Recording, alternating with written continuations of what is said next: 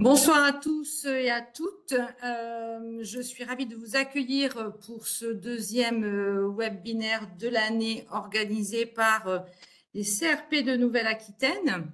Le premier a eu lieu il y a quelques mois, en mars ou avril, et vous aviez eu une présentation de l'application Mémo de vie qui est mise en place par France Victimes, plutôt à destination des victimes de violences conjugales. Et nous démarrons un cycle de webinaires qui va porter sur la problématique du sommeil et les liens entre sommeil et trauma, parce qu'il me paraissait intéressant de vous faire profiter sur la Nouvelle-Aquitaine d'une intervention que j'avais déjà entendue l'année dernière, à peu près à la même époque, mais dans le Pays Basque, avec des orateurs de qualité. Et donc, pour modérer et animer cette soirée, j'ai convié le docteur Clélia Quiles, qui est psychiatre à l'hôpital Charles-Perrin, où nous sommes, et qui coporte un projet qui s'appelle PsySom, qui fait l'articulation ou le lien, en tous les cas, entre les problématiques de sommeil chez des patients porteurs d'une pathologie psychiatrique. Et je vais lui laisser la parole pour qu'elle puisse vous présenter nos orateurs de ce soir, que je tiens déjà à remercier. Clélia. On change les places. Merci Chantal. Je suis ravie d'être là ce soir. Je remercie infiniment Chantal pour toutes déjà ces congrès, ces soirées, ces webinaires toujours pertinents et intéressants qu'elle organise. C'est vraiment un plaisir pour nous tous. Et ce soir, donc, on a la chance d'accueillir deux grands spécialistes du sommeil. Alors, non, mais je pense que vous avez très bien fait de vous connecter parce que ce sont vraiment nos grands spécialistes français sur l'association sommeil et psychiatrie. Et donc, on va pouvoir, dans le champ spécifique des cauchemars, du trauma et du sommeil, les écouter ce soir. Alors, d'abord, on aura une intervention du professeur Jean-Arthur Micoulot, qui est professeur des universités, praticien hospitalier, donc en physiologie, mais qui est psychiatre également, qui travaille à Bordeaux, l'université de Bordeaux, et qui travaille au sein du service universitaire de médecine du sommeil de Bordeaux, qui va ce soir donc nous parler des cauchemars. Est-ce que c'est un symptôme? Est-ce que c'est un trouble? Refaire le point, trouble du sommeil et cauchemar. Et ensuite, je vous présenterai peut-être dans une deuxième partie le professeur Pierre-Alexis Geoffroy qui fera le lien donc entre cauchemar et stress post-traumatique ou autres pathologies psychiatriques. Donc, merci beaucoup d'être là ce soir et on va écouter Jean-Arthur dans un premier temps.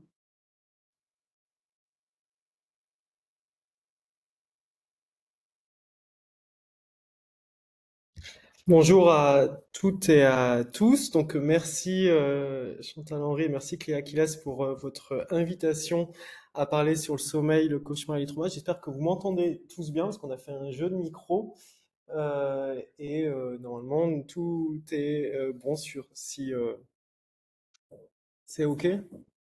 Bon, en tout cas, je vous remercie. Alors, si on est effectivement spécialiste de sommeil et de psychiatrie, on s'inscrit surtout dans une histoire du sommeil et de la médecine du sommeil qui a impliqué les psychiatres depuis la naissance de la médecine du sommeil.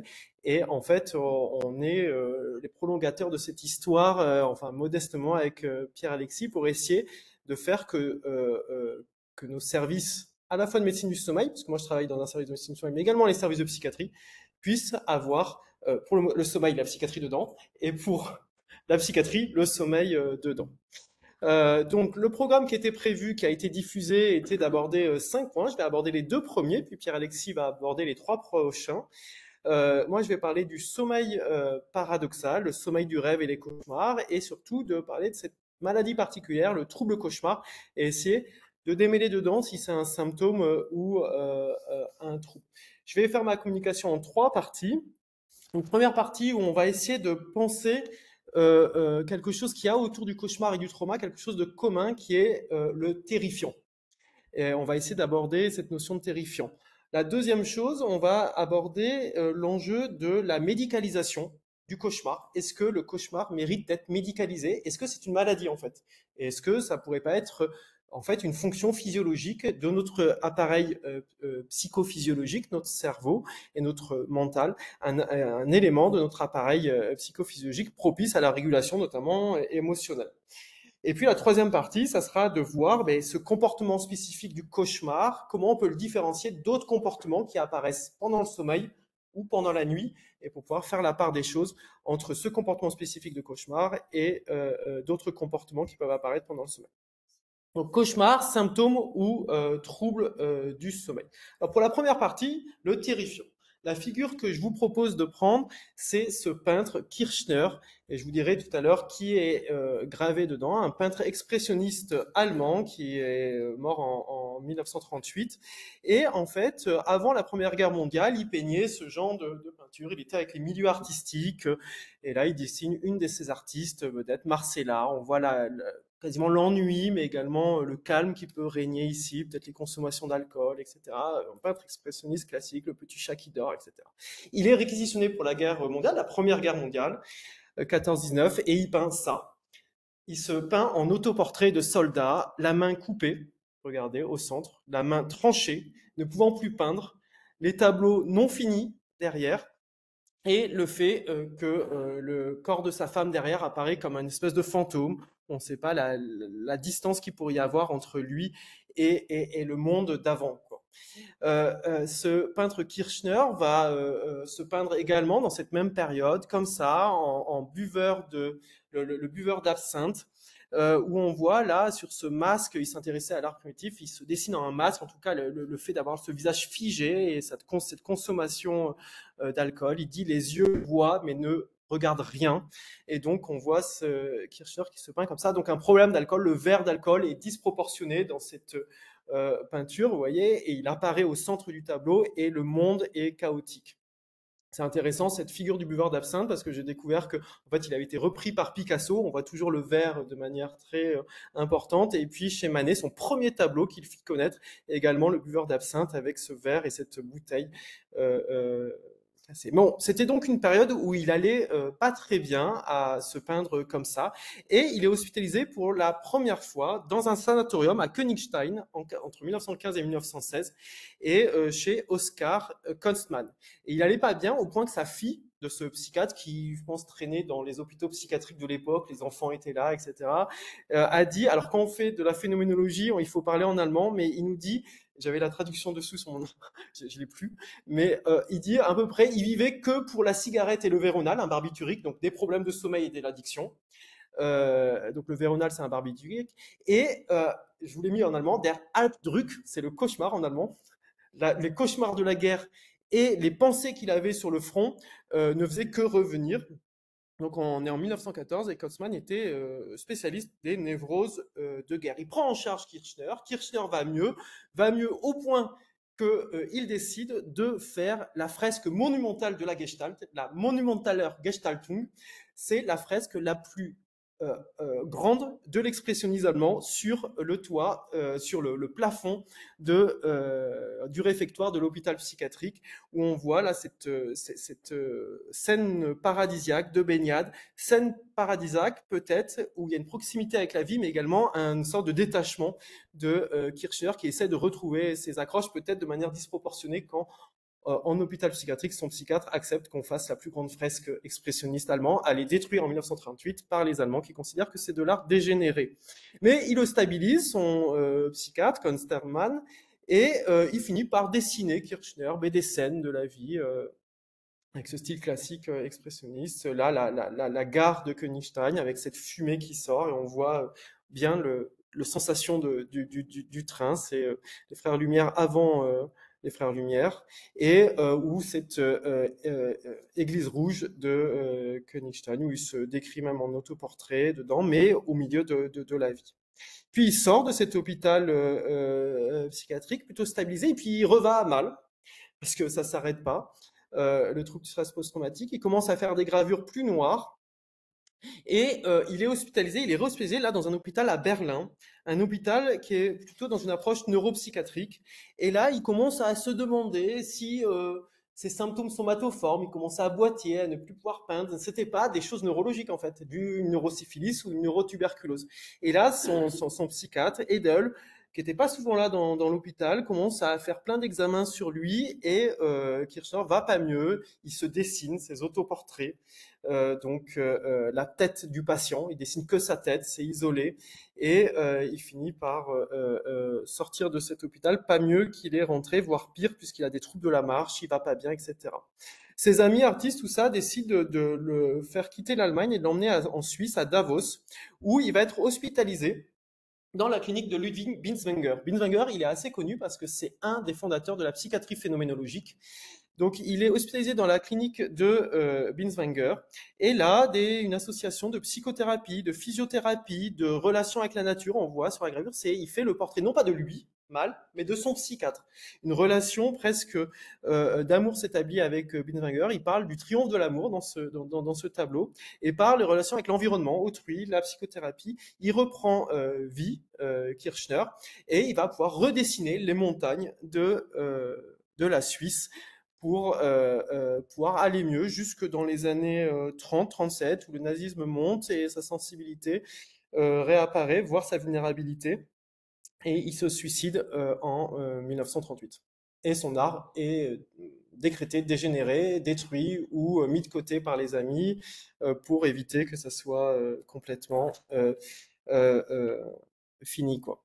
Mais donc il se suicide en 38. Donc c'était une histoire autour de Kirchner et Binswanger. Kirchner traumatisé de la Première Guerre mondiale, et Binswanger, psychiatre phénoménologue, qui décrira dans ses écrits phénoménologiques l'enjeu de la terreur.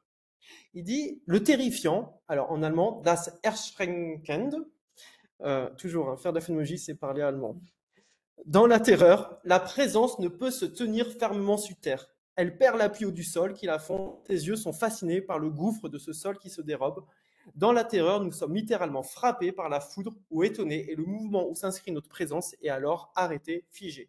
Et je pense que cette notion phénoménologique du terrifiant, c'est ce qui relie l'enjeu du cauchemar et l'enjeu du trauma dans son essence phénoménologique. Ensuite, ce qu'il va falloir essayer de comprendre, c'est à partir de cette expérience décrite en termes de terrifiant, comment on le comprend d'un point de vue psychopathologique ou d'un point de vue psychophysio-pathologique, et est-ce que la médecine du sommeil pourrait dire quelque chose de ce terrifiant. Alors bien sûr, à l'époque de Binswanger rencontrait Freud, et il était en échange. Donc là, avant de voir Freud, je vous ai mis ce qu'était un psychiatre phénoménologue. C'est les continental philosophers. Quand ils boivent de l'alcool, ils deviennent poètes. Les philosophes analytiques, quand ils boivent de l'alcool, ils sont des philosophes bourrés. Il n'y a pas de plus. Mais là, vous avez Binswanger, et en bas, vous avez Freud. Vous voyez, la philosophie phénoménologique et la philosophie analytique. Et qu'est-ce que nous dit Freud? Alors, il parle du trauma, hein, de la névrose de guerre, au-delà du principe de plaisir et une psychopathologie du terrifiant, il parle du rêve, tout ça. C'est difficilement compréhensible quand même, et en plus la traduction chez PUF est vraiment difficile. La traduction sur l'université UQAM de Montréal est plus claire.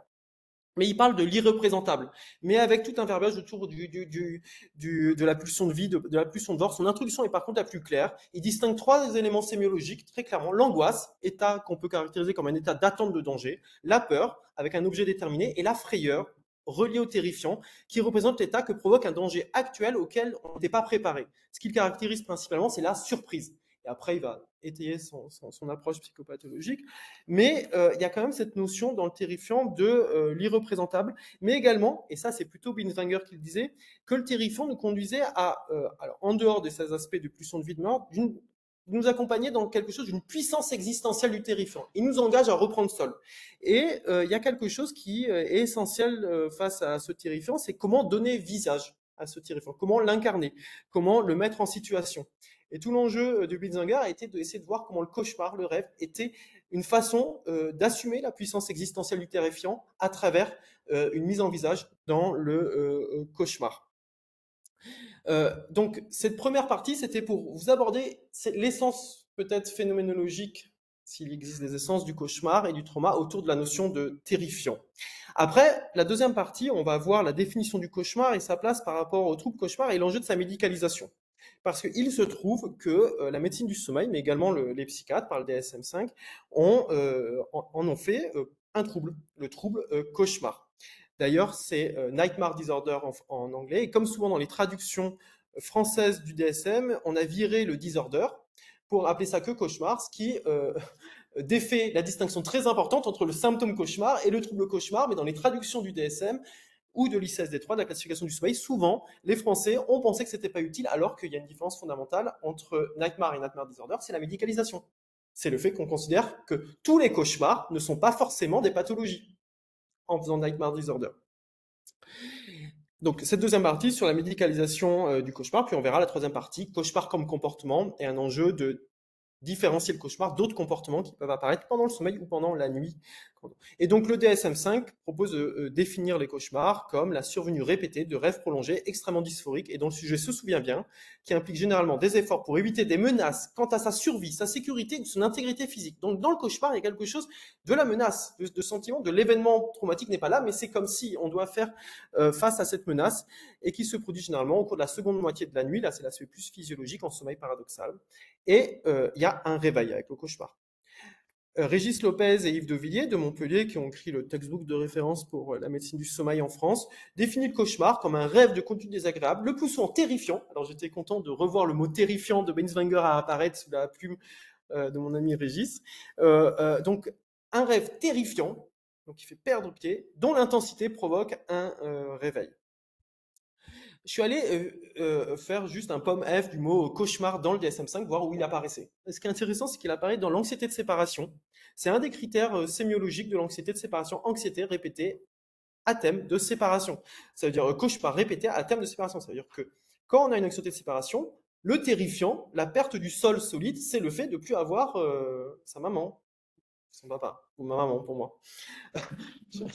Ouais, on se livre. Et un cauchemar répété à thème de séparation. C'est ça le terrifiant.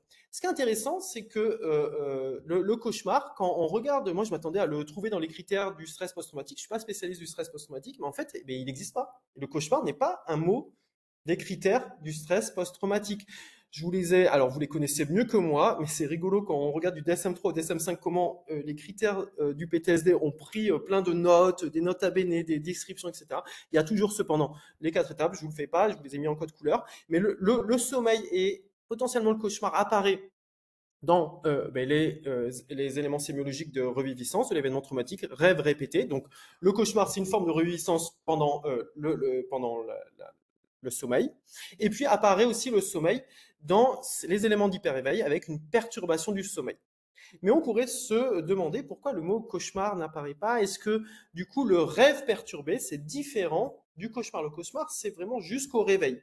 Et on voit que dans le PTSD, c'est pas que l'enjeu du cauchemar, il y a l'enjeu du problème du sommeil et que ce soit le rêve qui soit vraiment problématique plus que le fait du réveil avec le rêve. Et ils nous disent que c'est dans la définition plus longue des critères sémiologiques, la difficulté d'intervention du maintien de sommeil sont fréquentes et peuvent être associées à des cauchemars ou des préoccupations concernant sa sécurité ou à un niveau d'éveil généralisé élevé qui interfère avec la qualité du sommeil. Donc le mot cauchemar arrive mais comme descripteur plus loin dans les propos plus longs du DSM dans le chapitre du PTSD. Et puis le cauchemar apparaît bien sûr dans le trouble cauchemar, Nightmare Disorder, de manière réduite définie comme cauchemar, alors que c'est vraiment trouble cauchemar, et il apparaît comme un trouble en soi dans le DSM-5. Dans la classification des troubles du sommeil, il apparaît également, le Nightmare Disorder, avec des critères, là, les critères en français, qui on peut comparer, je suis désolé pour la pixelisation, mais on retrouve dans les deux le fait que c'est le terrifiant qui arrive pendant le sommeil au point de se réveiller, c'est ce qui est vert, mais que pour parler de maladie, il faut que ces événements cauchemars, avec terrifiant et réveil, entraînent des conséquences négatives sur la vie des gens, la journée, et des répercussions fonctionnelles sur la journée. Peut-être Pierre-Alexis vous en reparlera parce que cette répercussion fonctionnelle, c'est l'élément peut-être le plus important de la sémiologie du trouble, de la sévérité du trouble, pardon. Et Pierre-Alexis a développé, on a participé à la validation d'une échelle qui de manière fiable cette sévérité du trouble. Avec des critères par contre qui se différencient, on voit qu'il y a une exigence d'uniformisation des critères en psychiatrie sur ces répercussions fonctionnelles avec toujours la même formulation, détresse significative avec altération du fonctionnement. Et dans le sommeil, ils essayent de spécifier, mais du coup, ils créent de la confusion sémiologique entre le handicap et la sémiologie, peu importe, mais les psychiatres font attention au fait que les cauchemars ne sont pas mieux expliqués par un autre trouble, toujours ce critère, qui n'existe pas dans la classification des troubles du sommeil, et c'est important.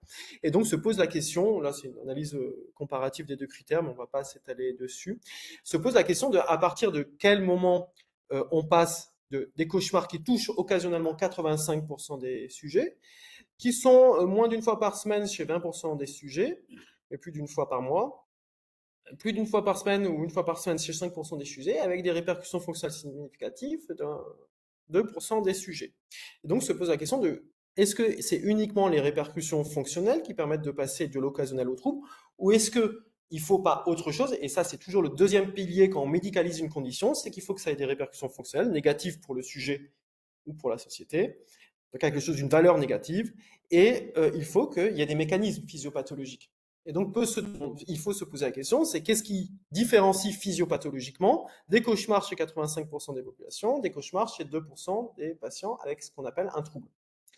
Bon, faute est de constater, c'est pas l'expression, mais il faut constater qu'il y a peu d'études qui étudient les mécanismes propres des cauchemars troubles versus du cauchemar symptôme. Par contre, il y a quelques études qui comparent les cauchemars dans l'état de stress post-traumatique des cauchemars idiopathiques, en fait le trouble cauchemar, et qui montrent que en fait, c'est dans le PTSD qu'il y a des anomalies polysomnographiques et notamment le nombre d'éveils. Bon, on est rassuré, il y a un hyper-éveil dans le PTSD et les sujets avec un PTSD se réveillent plus et c'est ce qu'on retrouve quand on étudie les cauchemars chez ces sujets.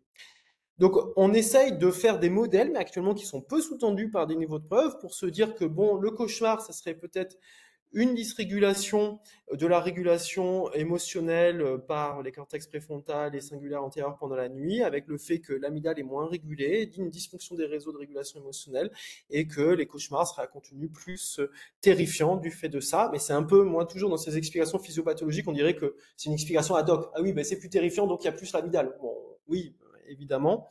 Mais ce qui est intéressant, c'est que les données dans le PTSD nous disent que le cauchemar va être différent. Et il est intéressant de voir qu'avant, que ça s'appelle trouble cauchemar, ça s'appelait Dream Anxiety Disorder dans le DSM-3R. Donc l'enjeu n'était pas le cauchemar, l'enjeu était que les rêves soient anxieux. Vous voyez, l'idée est que dans le PTSD, on est peut-être plus proche d'un Dream Anxiety Disorder qu'un cauchemar disorder, parce qu'il y a le sommeil et les rêves sont altérés, et c'est pas uniquement le fait de se réveiller du fait d'un événement terrifiant. Et il y a d'autres anomalies du sommeil dans le PTSD que simplement le cauchemar. Mais on ne sait pas pourquoi le DSM-4 va centraliser sur le Nightmare Disorder. Et en spécifiant, du coup, un peu embêté, mais du coup, dans le PTSD, c'est un trouble cauchemar, comorbide, pas comorbide, qu'est-ce qu'on en fait? Donc, ils formulent des phrases qui sont toujours géniaux dans le DSM parce que ça semble répondre à une solution, mais en fait, ça solutionne pas grand-chose. C'est, si, on va pouvoir parler de troubles cauchemar lorsqu'une prise en charge clinique est justifiée séparément. Donc, c'est toujours l'enjeu des psychiatres qui se disent une maladie, c'est quand il y a besoin de faire une prise en charge. Oui, c'est pas suffisant, mais c'est un premier pont pragmatique, en tout cas, dans un champ de pratique. Les troubles psychiatriques, c'est ce qu'une communauté d'entente se met à prendre en charge, quoi, sous une médicalisation. Mais il faut également évaluer les mécanismes, et c'est ce qu'on va voir après. Et donc, il spécifie un peu plus, oui, c'est ce qui nécessite une prise en charge spécifique, mais on peut parler de troubles cauchemars associés au TCEPS, au trouble de stress post-traumatique, si les cauchemars sont temporellement sans lien avec le TSPT, bon, et qu'ils persistent une fois que les autres symptômes du TSPT sont résolus. Bon. Donc, vous voyez, un enjeu temporel, ok, ça se tient, mais est-ce que dans les mécanismes et dans la physiopathologie, il y a une différence? Parce que ce qui est très important quand on définit un trouble du sommeil, nous on a fait la revue systématique des critères sémiologiques dans l'ICSD 3, c'est que, donc on a extrait tous les critères sémiologiques de l'ICSD 3 et on aboutit à l'idée qu'un trouble du sommeil, c'est vraiment quelque chose qui certes doit avoir des conséquences négatives, mais pour lequel il y a une part dysfonctionnelle. Donc une maladie, c'est toujours quelque chose de négatif avec une dysfonction. Quelle serait la dysfonction dans les cauchemars si on part du principe que le cauchemar pourrait avoir un rôle physiologique fonctionnel aussi, de régulation émotionnelle? Je ne vais pas vous donner la solution ici, mais c'est garder en tête le fait que, ça c'était notre fondateur de la psychiatrie, Spitzer, et sa femme Jean Endicott, fondateur du DSM-3, qui nous dit une maladie, c'est quelque chose qui cloche dans l'organisme au point d'avoir des conséquences négatives. Donc qu'est-ce qui cloche dans l'organisme de quelqu'un qui fait un trouble cauchemar? Qu'est-ce qui cloche dans l'organisme de quelqu'un qui fait un état de stress post-traumatique avec des cauchemars? Est-ce que c'est différent? Est-ce que c'est pas différent? Donc il y a ce modèle qui est assez intéressant, qui est dans le textbook le Krieger, qui nous dit qu'en fait, pour savoir si c'est fonctionnel ou pas, on peut faire cette courbe temporelle avec le cauchemar qui serait en fait l'aboutissement d'un rêve normal qui permet la régulation émotionnelle, qui devient dysphorique, qui devient avec de la distress quand ça devient le terrifiant, au point de se réveiller et de récupérer. Puis ces cycles de distress, rétablissement ferait le trouble cauchemar. Alors ça, c'était la version 6 du Krieger. Ils avaient tous ces disques que je comprenais pas. Je suis allé voir la version 7, qui est beaucoup plus compréhensible. Du coup, on voit que la fonction physiologique du cauchemar, c'est la régulation émotionnelle, c'est la simulation d'une menace, et c'est la capacité de mise en place d'adaptation post-réveil. Et donc, on voit là dans ces critères que quand c'est tous ces critères qui seraient dysfonctionnels qu'on pourrait parler de trouble cauchemar. Mais la limite et où se passe cette dysrégulation est questionnable. Alors on peut séparer sémiologiquement et on peut décrire épidémiologiquement les différences entre cauchemar post-traumatique et cauchemar commun. J'emprunte ces slides à Julie Rolling de Strasbourg qui travaille beaucoup sur l'état de stress post-traumatique et qui a publié un livre dessus. Et l'idée c'est que le cauchemar dans l'état de stress post-traumatique a des caractéristiques différentes. Alors bien sûr, l'idée qu'il soit en lien avec l'événement traumatique, mais également le fait que en fait la connotation émotionnelle est beaucoup plus intense et qu'il peut s'associer avec une activation neurovégétative, mais également des anomalies du sommeil en termes d'événements parasomniaques, on va revenir dessus, des événements de type parasomnie du sommeil profond, des troubles du comportement en sommeil paradoxal également, et que si les cauchemars également se produisent surtout en sommeil paradoxal dans les sujets non état de stress post-traumatique, dans les cauchemars avec post-traumatique, ça survient dans le sommeil lent et le sommeil paradoxal. Donc quelque chose qui fait que le mauvais sommeil dans le PTSD, c'est pas que le cauchemar commun, c'est aussi les cauchemars, mais qui surviennent pas uniquement au sommeil paradoxal, et aussi d'autres altérations du sommeil, hyper-éveil, nombreux éveil, mais également des comportements inhabituels pendant le sommeil lent, pendant le sommeil paradoxal.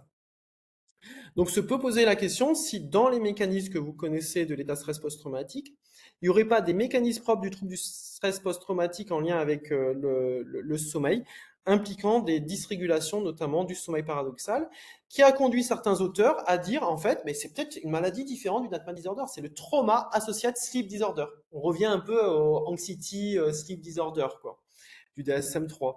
Et donc, qui propose de dire, mais regardez, par exemple, alors, c'est des polysomnographies, mais ça montre l'intérêt de la polysomnographie quand on fait de la médecine du sommeil, c'est de dire, mais en fait, quand on compare la polysomnographie des patients avec un état de stress post-traumatique et des patients avec des cauchemars idiopathiques, en fait, vous voyez, il y a là, tout d'un coup, une activité musculaire en sommeil paradoxal inhabituelle. C'est comme s'il y avait du sommeil paradoxal sans atonie. Ça, on connaît ça, c'est les troubles du comportement en sommeil paradoxal dans le syndrome parkinsonien. C'est quand même étonnant de le voir dans les troubles de stress post-traumatique. Est-ce que ça dénoterait pas quelque chose? Et est-ce qu'en fait, pour mobiliser les recherches et les cliniciens et pour mobiliser leur attention dessus, est-ce qu'il ne faudrait pas essayer de définir des critères qui permettent d'intégrer des patients avec ça, essayer de s'uniformiser? Enfin, ce qu'on connaît de la médicalisation en psychiatrie, c'est bon, c'est un peu flou, mais mettons-nous d'accord, étudions et voyons si on redélimite le trouble progressivement. Et donc, l'idée de parler de Trauma Associated Sleep Disorder, avec le fait qu'on n'est pas centré uniquement sur le cauchemar, mais sur le fait qu'il y a des comportements inhabituels dans le sommeil, sleepwalking, le fait de pouvoir avoir des comportements un peu combatifs, et le fait d'avoir des réponses neurovégétatives objectivées et du sommeil paradoxal sans atonie. Ça, c'est une proposition de recherche. Je ne peux pas aller beaucoup plus loin que ça, que de vous dire que peut-être que le trauma a des cauchemars qui sont vraiment différents du cauchemar dans le jeu. Donc ça pose ces questions à de multiples endroits. Est-ce que le TSPT est très comorbide du trouble cauchemar tel que je vous l'ai défini, c'est-à-dire des cauchemars répétés avec des répercussions fonctionnelles, mais est-ce que c'est pas finalement des cauchemars qui ont des mécanismes différents à appeler alors trouble du sommeil associé à un trauma? Enfin, j'ai traduit trauma sleep disorder par trouble du sommeil associé au trauma, mais dans lequel il n'y aurait pas que les cauchemars du coup. Et se pose la question suivant dans la perspective freudienne, mais pas uniquement, bien sûr, de se dire est-ce qu'il ne faudrait pas développer, et c'est ça que les psychiatres associés au sommeil sont importants, une psychophysiologie du rêve, à la fois psychophysiologie, à la fois faire ce que Freud a raté d'une certaine façon dans sa volonté. Il était neurologue, il voulait chercher les traces dans le cerveau, mais beaucoup d'outillage. Mais est-ce que Pierre-Alexis serait pas le nouveau Freud pour nous donner une psychophysiologie du rêve? C'est dommage, Pierre-Alexis, que je te vois pas. Je lance ça comme ça, mais on discutait de ça avec Léa hier. Et donc, c'est-à-dire qu'on a besoin d'un outillage psychophysiologique pour aborder ce qui serait altéré et les modèles de maladie, comme l'état de stress traumatique, seraient très intéressants pour ça, mais également dans l'humeur, et c'est ce que Pierre Alexis va nous présenter, et le suicide. Ce qui est très important, c'est de garder en tête que quand on analyse tous les symptômes qu'en médecine du sommeil on aborde, quels sont les symptômes structurants de notre raisonnement clinique, on peut le faire quand on extrait tous les symptômes en regardant en réseau qu'est-ce qui de réfléchir en médecine du sommeil. Au centre, vous avez la somnolence et l'insomnie, ce qui a structuré la médecine du sommeil. Et en fait, il y a un troisième symptôme qui structure la médecine du sommeil et qui apparaît comme central également dans le réseau des symptômes qui sont dans l'appareil cognitif des médecins du sommeil, c'est l'altered oniric activity. Donc il y a bien lien pour aller explorer l'enjeu d'une sémiologie de ces activités oniriques altérées. Et là, vraiment, c'est pour lancer Pierre-Alexis. Mais avant de lancer Pierre-Alexis, je me permets, si on a le temps, de finir sur la troisième partie de ma présentation. Ce serait de dire c'est un comportement particulier, le cauchemar. Il y a l'enjeu de est-ce que le cauchemar, c'est le même dans le trouble cauchemar, mais alors comment on le médicalise du rêve altéré et du sommeil altéré dans l'état de stress post-traumatique. Mais je vous ai dit que dans l'état de stress post-traumatique, il survient d'autres comportements également pendant ce sommeil. Et comment on peut aborder ça? Ce qui est important, c'est que je vais vous parler de comportements pendant le sommeil, pas de troubles moteurs liés au sommeil. Un comportement par rapport à un acte moteur, c'est différent. Un comportement, c'est un ensemble de mouvements et d'actes organisés pour agir à l'extérieur. Et en fait, un comportement, ça traduit en action une Gestalt, une vision du monde, une Lebenswelt. Quand je prends l'allemand phénoménologique. Ouais. C'est-à-dire que le cauchemar, c'est la traduction comportementale du terrifiant. Vous voyez, et c'est pas juste un acte moteur. Pour spécifier, je fais toujours ça aux étudiants. Ça, c'est un acte moteur. Ça, c'est un comportement. Alors, ça peut être la même chose, hein, mais c'est l'inscription dans une visée de monde. Ça, c'est un acte moteur. Essayez-vous pas faire ça au Québec. Ça, ça, vous faites ça au Québec, c'est plaqué pour la vie, etc. Mais ici, c'était comme exemplifié, je n'ai insulté personne, je voulais juste, par quelque chose de provocateur, mettre en avant le fait qu'un comportement, c'est un acte avec une visée. Et c'est ça qu'on peut viser dans le sommeil, c'est-à-dire qu'il existe des comportements pendant le sommeil, c'est-à-dire associés à une visée du monde, une Lebenswelt, un monde vécu, et c'est l'activité onirique. C'est l'activité onirique.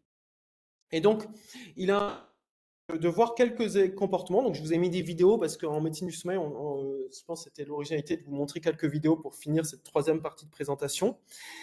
Il est important, ça c'est les chats de Michel Jouvet, je les mets toujours parce qu'il y a deux états psychophysiologiques particuliers quand on sommeil, le sommeil lent, le sommeil paradoxal.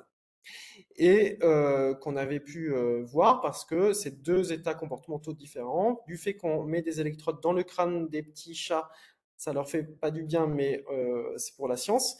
Là, on voit au-dessus de leur crâne, eh bien, on voit deux états physiologiques reliés, différents, reliés à deux états comportementaux différents et probablement des états mentaux différents.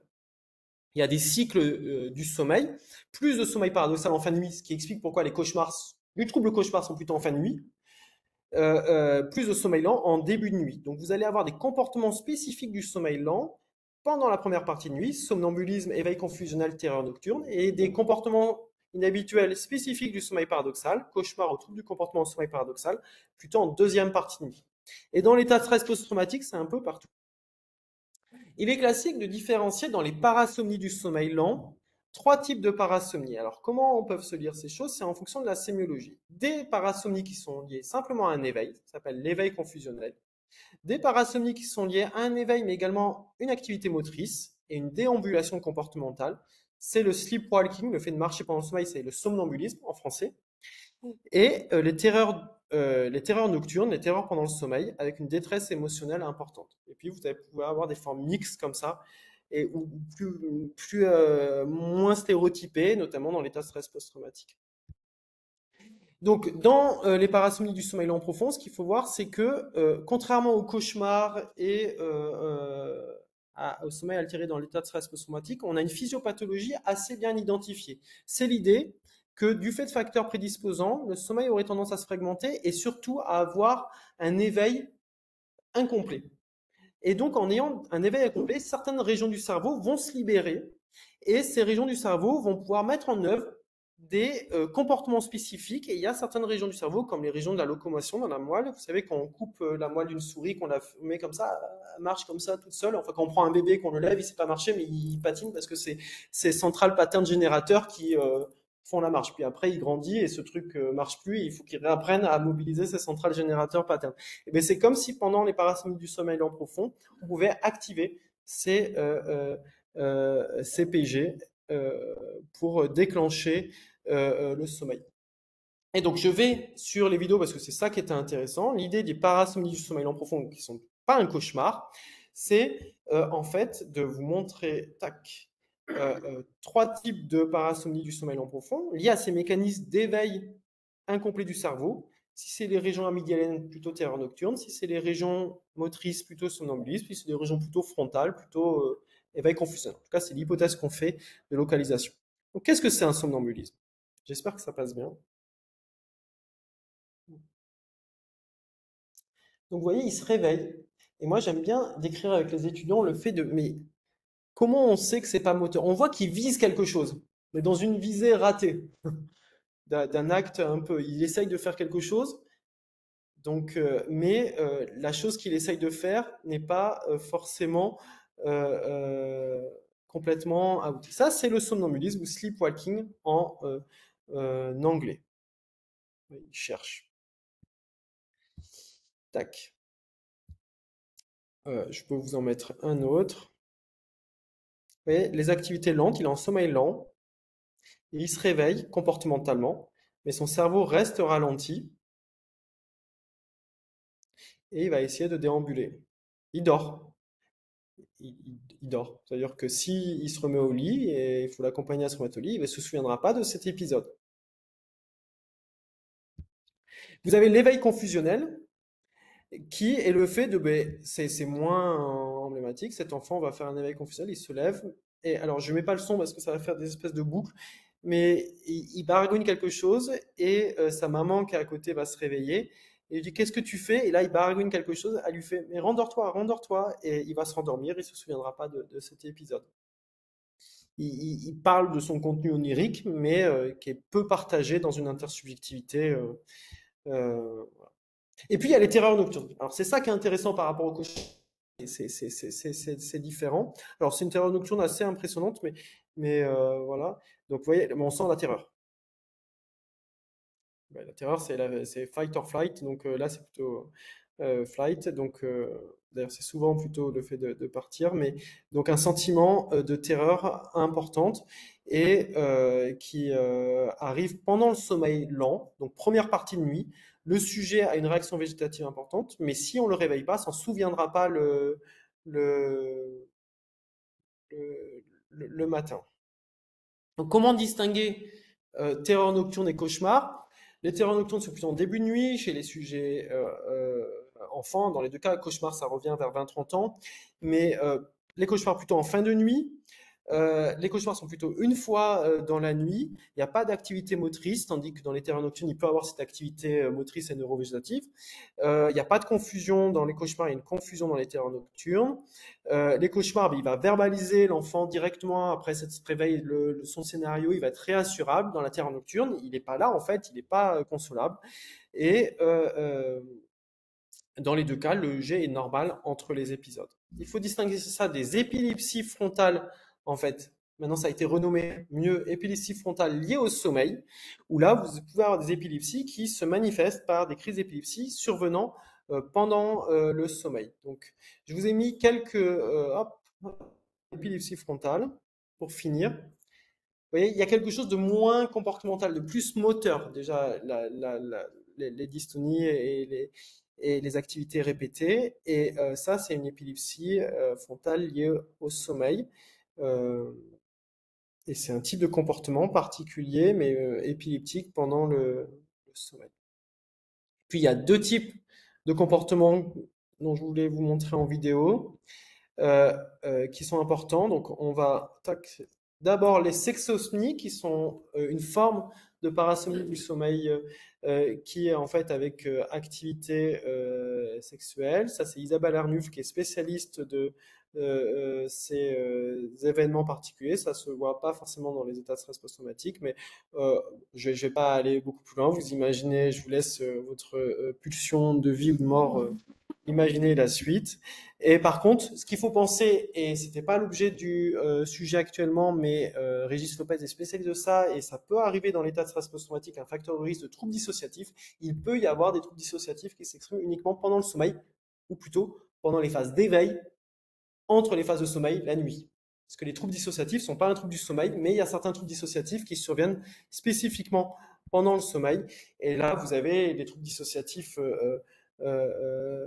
qui peuvent exister avec le fait d'avoir une perte de cette intégration psychique, de la mémoire, des fonctions exécutives et des émotions qui font que le sujet fait des choses qui sont pas forcément compréhensibles. Il est éveillé, contrairement aux parasomnies. Et ça, c'est une vidéo de patient. Le petit chien, son chien, ne sait pas trop ce qui se passe, mais il a compris qu'il se passait quelque chose d'inhabituel. Ouais. Et il sait pas trop, c'est son chien, et va avoir des comportements dissociatifs. On va pas non plus aller plus loin sur ça, parce que la suite voilà, mais l'EEG, quand on fait ça, est un EEG d'éveil classique, et vous pouvez avoir aussi ça dans les états de stress post-traumatique comme comportement, mais qui n'est donc pas un comportement lié au sommeil, qui est un comportement nocturne, qui apparaît en lien avec le risque de faire des troubles dissociatifs. On pourra le thématique d'une nouvelle chose. En tout cas, je voulais finir sur le fait que l'importance quand on fait de la médecine du sommeil et être psychiatre, c'est qu'un centre du sommeil, c'est un lieu où on évalue la phénoménologie des troubles tout en enregistrant le sommeil et qu'on essaye de relier les deux avec les outils de l'électrophysiologie pour essayer de mener des interprétations qui sont à la fois pertinentes pour le vécu des gens, comme Bitzwanger le faisait avec Kirchner, mais également fondées sur des mécanismes physiologiques et physiopathologiques établis, et que tout l'enjeu actuellement pour les cauchemars, c'est de mieux comprendre ces mécanismes physiopathologiques qui sont peut-être reliés à l'activité onirique, et de faire de l'activité onirique une thématique de recherche centrale pour les psychiatres et somnologues. Merci de votre attention. Merci beaucoup, professeur Nicolo.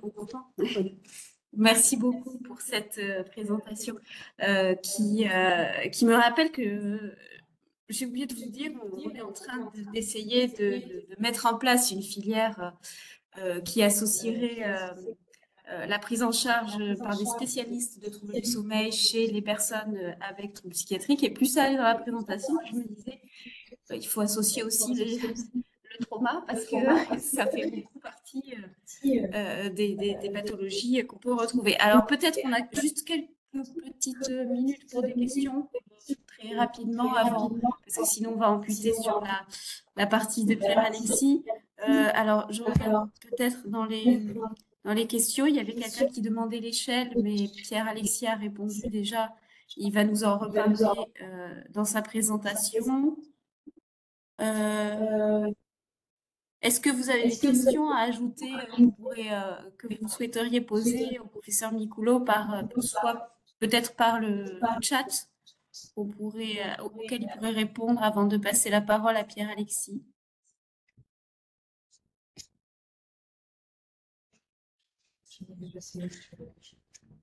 Sur les 20-30 ans, les derniers chiffres correspondent les parasomnies du sommeil lent profond, c'est surtout chez les enfants. Les cauchemars, il y a un premier pic chez l'enfant, puis un deuxième pic vers 27 ans, et ça diminue avec l'âge. Par contre, l'état de stress post-traumatique est un facteur de risque pour le cauchemar, mais également tous les troubles. J'espère pas faire sur le monsieur, je ne place pas les troubles de stress post-traumatique, monsieur, je sais pas.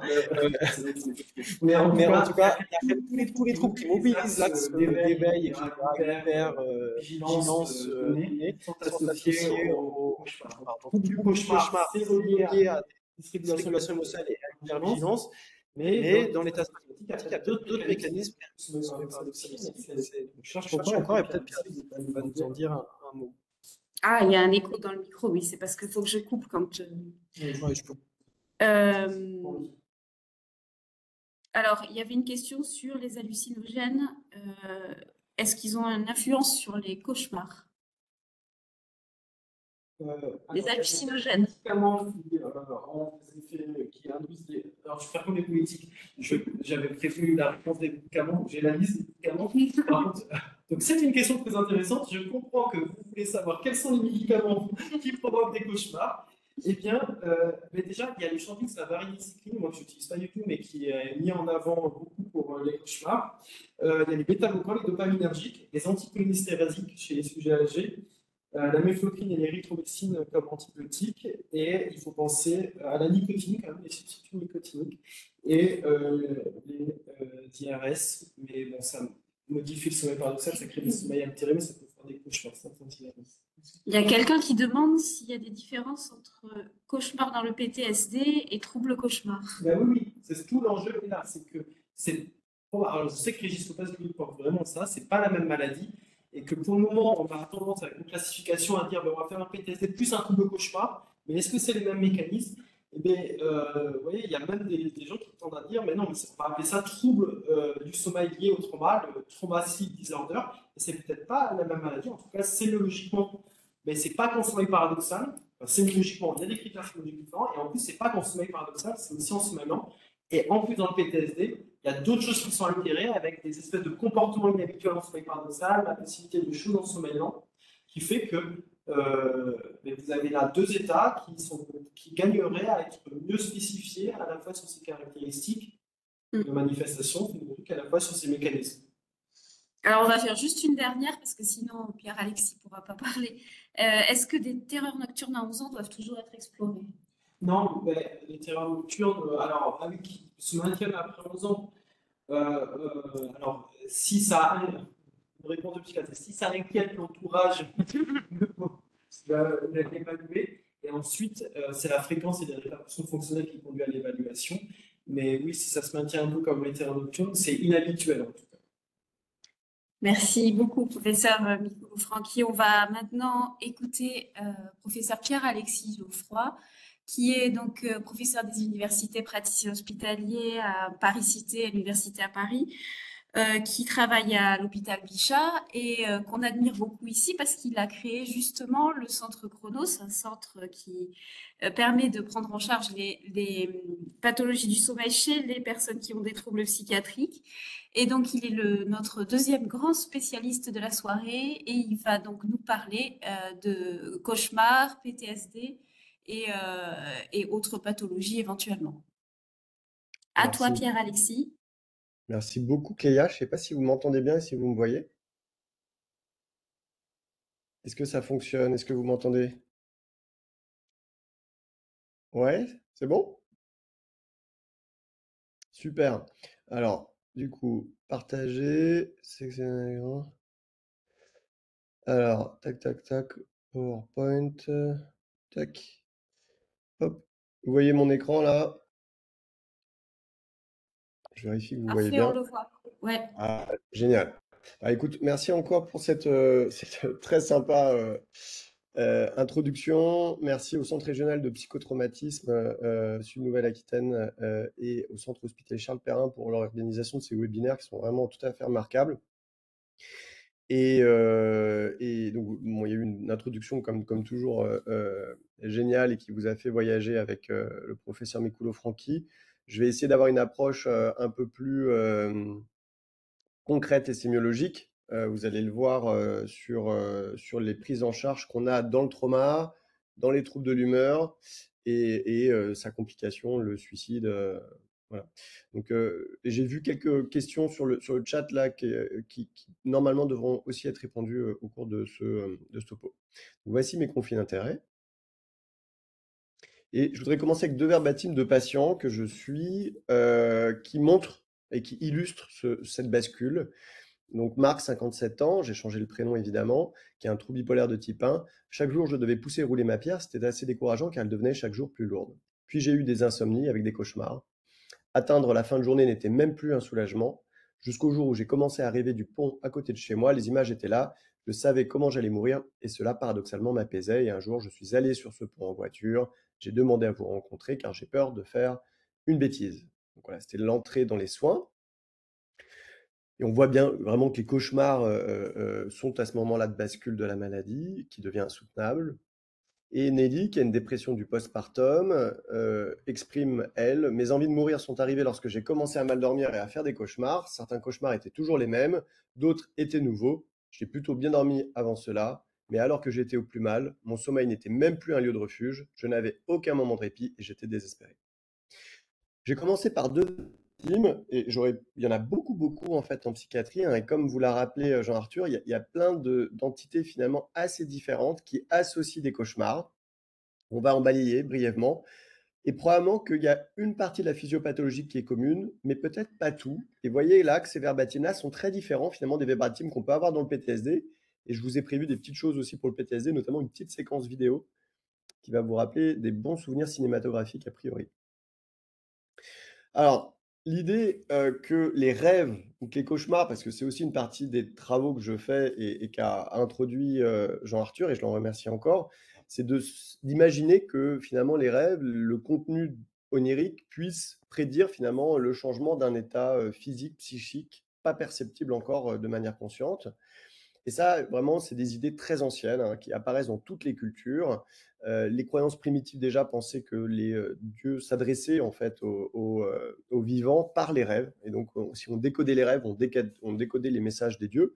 C'est marrant parce que c'est encore des croyances qu'on a actuellement. Hein. Vous baladez sur YouTube, sur Instagram, il y a plein de trucs sur comment interpréter ses rêves, ses cauchemars, comment tuer sa femme dans son rêve, comment. Enfin, bon, vraiment, vous trouvez plein de choses. Donc, il y a encore un peu beaucoup, beaucoup de croyances autour de ça, plein de religieux qui vous proposent de comprendre Dieu par la lecture de ses rêves, donc c'est des choses qui sont encore actives. Aristote, c'est vraiment le premier à l'intégrer au champ médical, avec l'idée, donc il y avait une vision très mécanistique à l'époque, hein, mais que les rêves, finalement, c'était les premiers signes de changement dans le corps qui étaient imperceptibles durant l'éveil. Et puis Freud, à chaque fois qu'on parle de psychiatrie, on est obligé de parler de Freud, surtout quand on parle du rêve. Il a très peu parlé des cauchemars, un peu plus Jung, etc. Donc ça a été repris par la suite. Mais voilà, lui, en tout cas, il l'utilise, c'est un des premiers à l'utiliser à but thérapeutique, hein, vraiment à traiter cette matière. Et lui, comme vous le savez très bien, comme reflet de l'inconscient, des désirs cachés, de conflits non résolus qu'on pourrait résoudre en interprétant.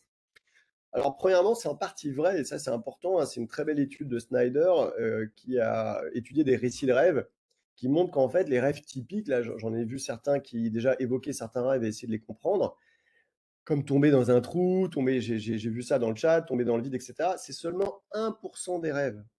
99% des rêves, c'est de la réplication de ce que vous faites le jour précédent, des choses très bêtes. Vous apprenez à jouer au piano, vous activez les mêmes aires cérébrales que le jour en jouant du piano. Vous écoutez une conférence, là vous êtes en train d'activer des aires cérébrales, eh bien j'espère que cette nuit vous allez réactiver certaines aires, ce qui veut dire que vous allez mémoriser certaines informations pour lesquelles vous avez accordé, et on vous en remercie encore, une partie de votre temps ce soir. Et si vous n'activez pas ces aires-là, vous avez moins de chances de retenir. 90%, c'est vraiment, on réplique des choses qu'on a vécues le jour. Plus de 90%, il y a des rêves blancs, on s'en souvient pas, etc. Et puis, donc seulement 1% de rêves typiques. Donc, l'idée que les rêves expriment un désir ou refoulé ou ce genre de choses, en fait, les rêves ne servent pas qu'à ça. Et ça, ça fait partie des nouvelles découvertes scientifiques récentes. Globalement, et je commence par ça parce que c'est important, vous allez le voir par la suite, de manière très schématique, et on peut complexifier. Jean-Arthur vous a montré aussi le schéma proposé par Julie Rowling. Donc on peut, mais ce qui se passe, c'est assez simple. Dans le rêve ou dans le cauchemar, vous allez, par l'hippocampe, recruter un souvenir qui va activer l'amygdale pour donner une valence émotionnelle rapide. Et quand c'est de la peur ou de la terreur, eh bien, on va colorer assez vite. Et après, l'information va se transmettre aux aires supérieures, cortex singulaire antérieur, cortex préfrontal médian, et va affiner la valence des conduites prosociales, etc., liées au rêve. Et puis, on va pouvoir activer d'autres rêves. Tout à l'heure, je vous parler de l'apprentissage du piano, bah, il y aura des aires prémotrices, peut-être des aires visuelles, etc. Mais ça part de l'hippocampe et on va recruter un souvenir. Alors, Jean-Arthur vous l'a dit, et je pense que c'est hyper important de le dire, dans le cauchemar, on est face à quelque chose de particulier. Il y a certaines maladies, on est d'emblée dans la maladie, je dis n'importe quoi, mais par exemple, le trouble du comportement au sommeil paradoxal ou les apnées. Alors bon, c'est vrai et c'est pas vrai, mais puisque c'est un certain nombre, mais en tout cas, le trouble du comportement au sommeil paradoxal, globalement, voilà, vous avez une maladie, vous avez un diabète, vous tombez dans la maladie, vous avez une insuffisance cardiaque, voilà. Le cauchemar, on est face à quelque chose de tout à fait normal, tout à fait physiologique, peut-être même souhaitable, et ça, je vais vous en parler juste après. Et donc, vous avez tous expérimenté déjà des cauchemars. 35 à 45% de la population générale en font une fois par mois. Ils surviennent, pardon, ces cauchemars essentiellement pendant le sommeil paradoxal. On va voir que c'est pas si simple. Et ils se différencient des autres parasomnies, comme vous l'a dit Jean-Arthur, par un retour rapide à une pleine vigilance. Mais des émotions telles que la peur peuvent persister, ce qui n'est pas le cas, notamment des parasomnies du sommeil lent profond, très détaillées par Jean-Arthur. Il y a d'autres émotions possibles, hein, que la peur, la colère, la honte, la tristesse. Alors, les grands types de parasomnie, c'est un résumé qu'on a fait ici avec Alain Perrier dans Médecine du sommeil. Les cauchemars, c'est plutôt la deuxième partie de nuit. C'est plutôt donc les yeux fermés, il peut y avoir des gémissements, des secousses musculaires et un retour rapide à la conscience. C'est différent des terreurs nocturnes, et vous avez vu une vidéo où là, vraiment, va y avoir une détresse associée à la terreur nocturne, activation du système nerveux autonome de manière très importante. C'est au cours du sommeil lent profond, les patients ne s'en souviennent pas, et s'ils se réveillent, c'est un éveil qui est confusionnel. D'accord? Et souvent, les yeux là sont ouverts, le regard dans le vide, des gestes plutôt maladroits. Et ce qui est encore différent de la paralysie du sommeil, là, qui intervient un peu comme les cauchemars, plutôt dans le sommeil paradoxal, où là, on a plutôt une pathologie qui apparaît au cours de la phase transition veille-sommeil et qui est associée à de l'atonie musculaire du sommeil paradoxal, mais un éveil cortical. Et donc finalement, les gens vont avoir l'impression d'être enfermés dans leur corps, de ne pas pouvoir bouger, d'avoir du mal à respirer, puisque les muscles respiratoires aussi sont bloqués.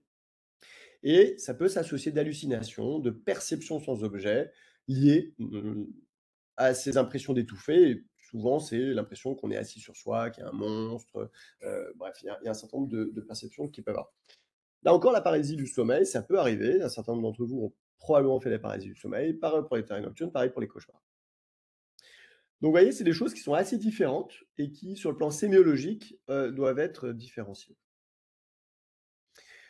Alors, la question qui vient après, c'est mais pourquoi fait-on des cauchemars et pourquoi vous nous dites que c'est important et ça peut être souhaitable?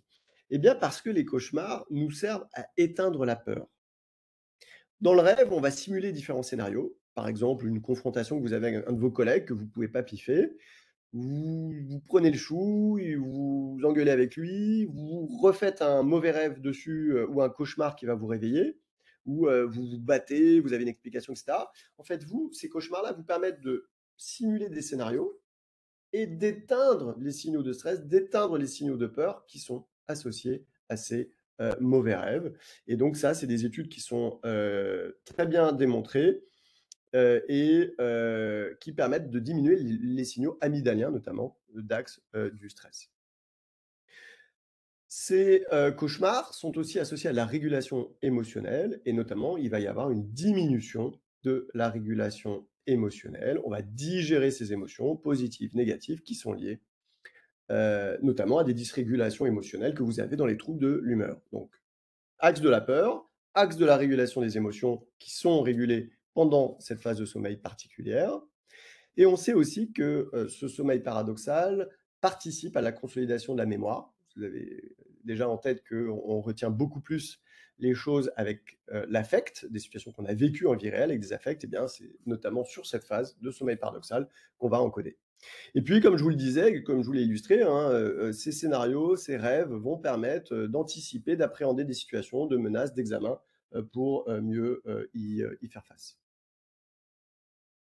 Alors, par exemple, il y a pu avoir une étude qui montre que des étudiants qui, donc c'est l'étude de l'équipe d'Isabelle Arnulf, qui font un cauchemar d'échouer leur examen, réussissent mieux leur examen. Vous voyez? Donc faire un cauchemar d'échec ou de se présenter, en pyjama ou que sais-je et tout à son examen, bah, vous avez plus de chances de réussir votre examen que ceux qui n'ont pas fait de cauchemar sur cet examen-là. Alors, les cauchemars, ça devient une maladie quand ça devient chronique, quand ça va affecter l'humeur, la vigilance, les performances cognitives, donc les performances diurnes, là aussi, hein, comme le disait Jean-Arthur, en somnologie, ce qui fait le pronostic de ces maladies-là, c'est le retentissement diurne. Si vous aviez juste des performances ou des perturbations nocturnes, vous dormez mal, mais qu'en journée vous êtes en pleine forme, bon, à la limite, on fait avec. C'est pas le cas quand vous avez une maladie des cauchemars. Vous avez un retentissement diurne, une détresse diurne qui persiste avec un impact sur vos performances cognitives, sur les relations avec la famille ou les amis pendant la journée. Et là, je vous mets ici le modèle de Spoormaker. Globalement, ce qui est compris, c'est que dans les cauchemars chroniques, il va y avoir finalement, en gros, une perte de fonction de ce cauchemar-là que je vous ai décrit. Les mécanismes d'extinction de la peur vont être dépassés. La détresse va se poursuivre le lendemain. On va avoir un script de cauchemar qui va s'enquister, et même très longtemps après que le stress initial ait disparu. Et c'est ce qu'on a par exemple dans le trauma, malheureusement. Les gens vont être perdus dans des boucles où la fonction initiale du cauchemar, qui était d'éteindre le stress, d'éteindre la peur, eh bien, est dépassée et n'assure plus sa fonction. Et d'ailleurs, on a ça souvent sur les traumatisés sévères, sur les militaires. 10 ans, 20 ans après, ils n'ont même plus vraiment de scénario de cauchemar. Ils ont des réveils, des cauchemars, des trucs dysphoriques, sans que ça soit très précis. Et certains, la description classique, 10 ans après, ils revivent le même scénario à l'identique, etc., etc. Voilà.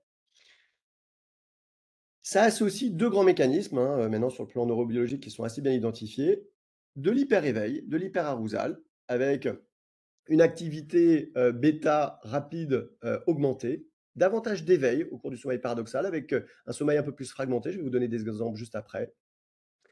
Et au cours de la journée, à l'inverse, un stress qui est augmenté, des régulations émotionnelles qui sont moins bonnes et de la perception à la menace qui est aussi plus importante. Et tous les processus d'extinction de la peur, là aussi, sont abîmés avec une hyperactivation amygdalienne chez les gens qui font des cauchemars par rapport aux autres. Donc, vous voyez, c'est très, très important de le dire, hein, parce que parfois, dans la maladie des cauchemars, on va s'attacher à traiter le signifiant. Or, si on part du principe qu'on est dans un comportement qui devient appris, une sorte de disque rayé et que la fonction initiale est perdue, on a une maladie qui est très comportementale et qu'il va falloir traiter de manière très comportementale. Et rapidement à la fin, je vais vous donner quelques exemples. Donc, le signifiant est absent depuis déjà bien longtemps dans la maladie des cauchemars et on est vraiment sur un comportement appris, un disque rayé qui n'a plus de fonction. Je vais vous parler du suicide parce que c'est important. Il y a une association, on l'a déjà introduite juste avant, cauchemar-suicide. La question qui est, c'est est-ce que les autres parasomnies sont associées au suicide? On a regardé chez les adolescents, qui, comme on l'a dit, sont ceux qui font le plus de parasomnie. Eh bien, la fait courte, mais c'est essentiellement les cauchemars, que ce soit actuels ou vie entière, qui sont associés au suicide. Les terreurs nocturnes, souvent ça inquiète beaucoup les parents qui ont des enfants qui font des terreurs nocturnes.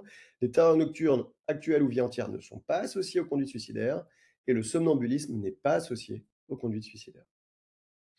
Alors quand on parle de cauchemar, en fait il y a plein de choses qui sont associées au cauchemar.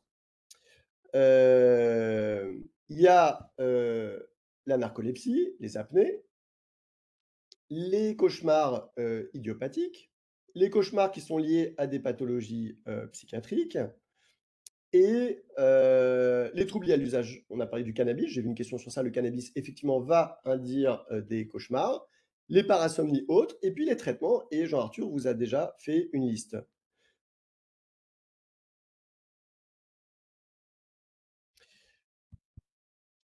Alors, j'en viens à la vidéo, et notamment trauma et cauchemar, et comment finalement ça va être le fuel, ça va être le moteur pour aller vers un trouble de stress post-traumatique avec des cauchemars. Et là, je vais vous mettre la vidéo de Rambo, vétéran de la guerre du Vietnam, avec une scène d'anthologie.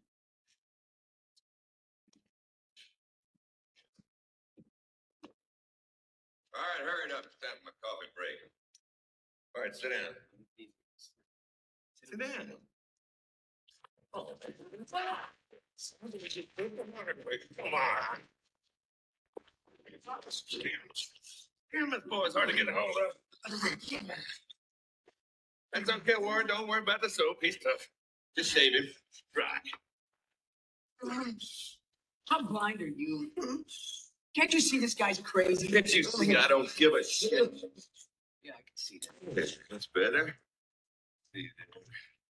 I knew. I'm just gonna shave you, partner. Take it easy. Take this, Mitch. Oh! Don't move. I don't want you to catch your own throat.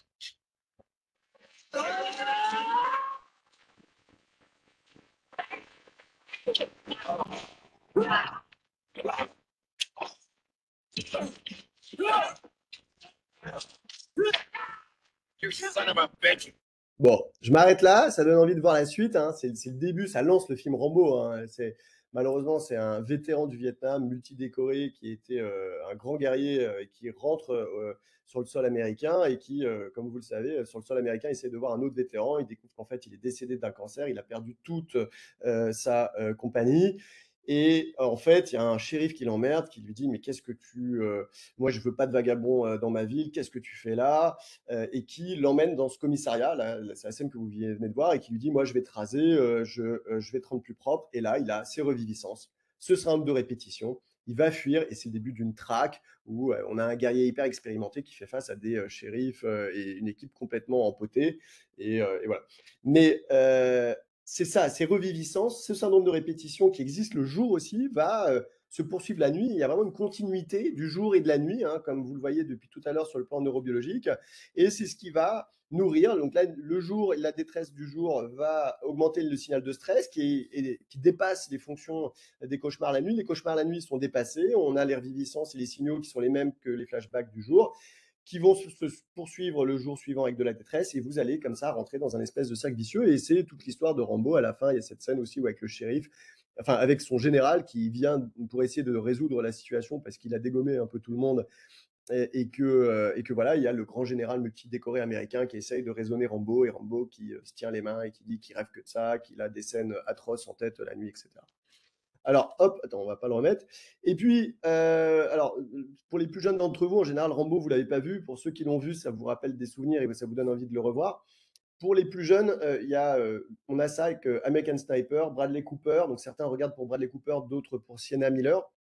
Mais en tout cas, un film magique où là aussi, vous avez cette scène magique où il y a Sienna Miller qui dit à Bradley Cooper, qui dort très mal, a des cauchemars et est envahi de cauchemars, j'ai besoin que tu redeviennes humain à nouveau. Alors, les cauchemars traumatiques, Jean-Arthur là vous l'a dit, hein, c'est présent dans le DSM-5 en tant que pathologie du sommeil en soi, donc c'est une entité à part entière, et ça apparaît comme symptôme d'autre pathologie.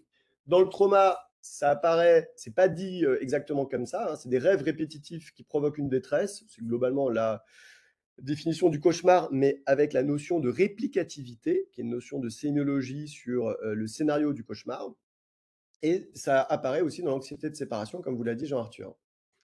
Et dans le trauma, eh ben là, c'est jusqu'à 70%, hein, c'est vraiment une des dimensions du cauchemar. Chez les militaires, 50 à 70% de militaires traumatisés ont des cauchemars, et dans la population civile, c'est moins, hein, ce qui veut dire que probablement que le signal traumatique militaire est d'une intensité toute particulière.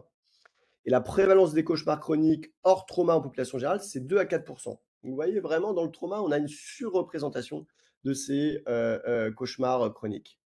Et chez les militaires, les cauchemars traumatiques sont associés au déploiement en opération extérieure. Ils appellent ça les OPEX. C'est assez logique, mais plus vous êtes déployé en OPEX, et plus vous êtes à risque d'avoir des cauchemars traumatiques. Alors, ça dure en moyenne 15 ans. Vous voyez, quand on dit que la dépression, ça dure 8 mois, quand vous avez des cauchemars traumatiques, c'est 15 ans la durée de vie si on ne les traite pas. Donc, il faut absolument, bien sûr, les traiter parce que sinon, c'est une catastrophe. Et les militaires, en termes de sémiologie, font une gradation de la sévérité de ces cauchemars-là, avec des rêves post-traumatiques, des cauchemars post-traumatiques non réplicatifs, donc pas le même scénario, et jusqu'au scénario réplicatif qui serait les plus importants.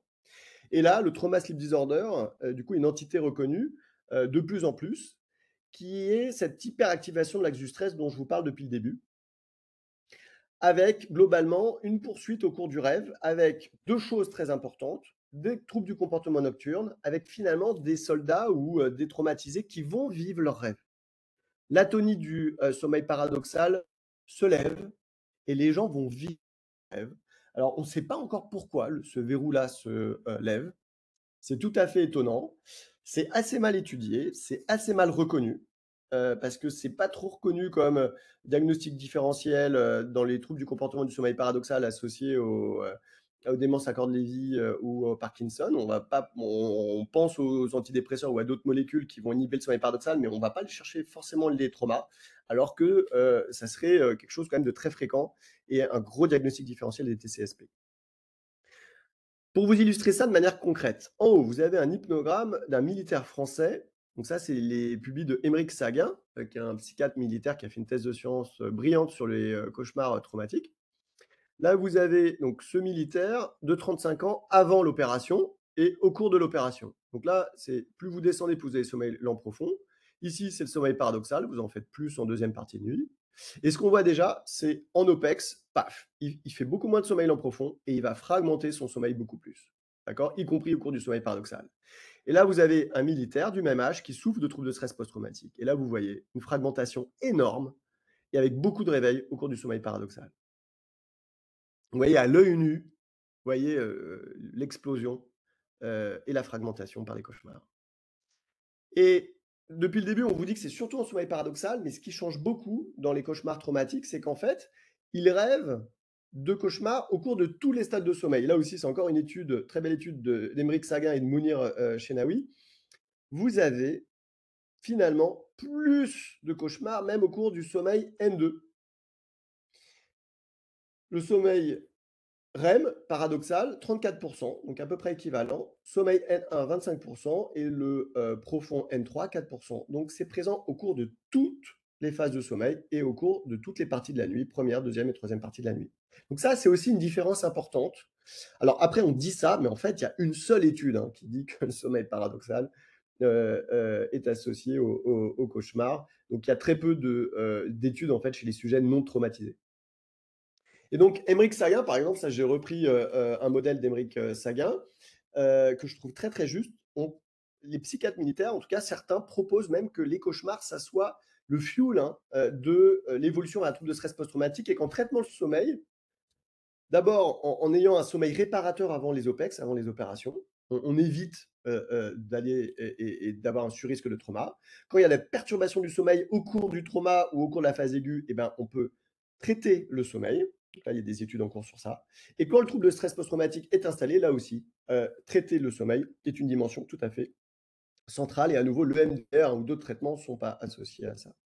Alors, chez les militaires, est-ce que les cauchemars sont prédictifs de suicide? Alors, il y a plein d'études. Et plus vous en faites, plus c'est associé au suicide. Chez les patients psychiatriques, on avait fait une revue avec Marine Ambarakawi, 70% donc de troubles de stress post-traumatique, ça je vous l'ai dit. Ça va jusqu'à 90% des patients à dépression, surtout s'il y a le réveil précoce caractéristique de la mélancolie et s'il y a des conduites suicidaires associées. Dans la psychose, ça va jusqu'à 55%, surtout s'il y a des symptômes délirants importants et en particulier s'il y a des éléments de persécution. Alors, une étude qu'on a fait avec Marine chez des jeunes qui produisent donc plus de parasomnie que les autres. Là, on a voulu éliminer le trouble de stress post-traumatique, se disant que c'était peut-être des mécanismes différents. Moi, je ne suis pas si sûr que ça, que tous les mécanismes sont différents, vous l'avez compris. Mais quand même, je pense qu'il y a des entités qui méritent d'être affinées. En tout cas, c'est un débat intéressant qu'on pourrait avoir avec Jean-Arthur et Régis Lopez, qui peut-être ne sont pas tout à fait d'accord sur ça. Mais quand on regarde, donc c'est des jeunes qui rentrent dans le soin psychiatrique, qui ont un premier épisode de quelque chose. 34%, plus d'un tiers d'entre eux, ont des cauchemars fréquents, plus d'un par semaine. Et quand on regarde ces cauchemars, quelle est leur corrélation avec les troubles du sommeil et avec les symptômes psychiatriques, la fréquence va impacter le sommeil, mais c'est plutôt la détresse diurne ou la détresse ressentie qui va corréler avec les symptômes anxieux et dépressifs. Donc là encore, c'est plutôt les symptômes diurnes et la détresse associée qui vont faire le pronostic et les symptômes psychiatriques. Après, la question qui vous vient, c'est est-ce que le thème des cauchemars, des rêves, est associé avec le suicide? La réponse, c'est non. Ils ont regardé le thème, ils ont classé. L'étude est très rigolote. Je vous invite à rire rigolote parce qu'on se reconnaît en fait dans les cauchemars. Je courais vers elle et puis j'arrivais pas à me rapprocher.